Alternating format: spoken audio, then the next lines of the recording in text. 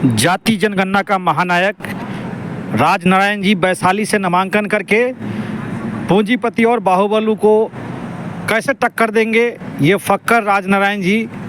आइए सुनिए, देखिए किस तरह से जाति जनगणना जैसे मुद्दों को देश भर में स्थापित करने का काम किया और अब वैशाली आज़ादी की मुहिम में आगे बढ़ रहे हैं भाई राजनारायण। वैशाली में आज नामांकन किया है, किन मुद्दों को लेकर के?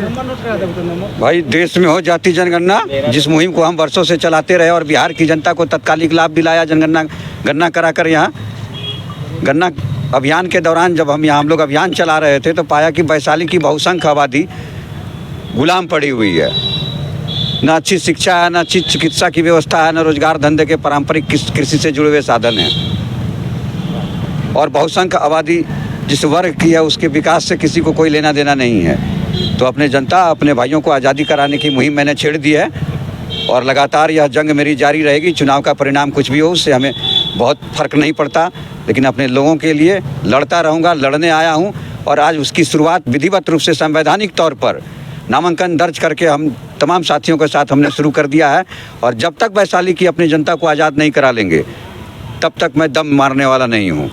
वैशाली में दो दिग्गज लोग हैं, उस बीच में अपने को कहाँ देखते हैं? चुनाव में जो दलों की व्यवस्था हो गई है कि पैसे वालों को ही टिकट देने की परंपरा हो गई है और बहुत ज़्यादा धनबल चुनाव में खर्च होने लगा है। कहीं ना कहीं से चुनाव की सुधार की शुरुआत, उस पर आवाज़ उठाने की शुरुआत होनी चाहिए। आज डॉक्टर लोहिया जैसे लोग नहीं रहे, कर्पूरी ठाकुर जैसे लोग नहीं रहे, शरद यादव जैसे लोग नहीं रहे। जिन लोगों ने समाज के सबसे हाशिए पर रहने वाले लोगों को भी चुनाव में आने का मौका दिया और चुनाव जिताकर विधान सभाओं में और लोकसभा राज्यसभा भेजने का काम किया। आज तो ये परिपाटी ही ख़त्म हो गई है। आज तो पहले ही पूछा जाता है पैसा कितना खर्च कर पाओगे।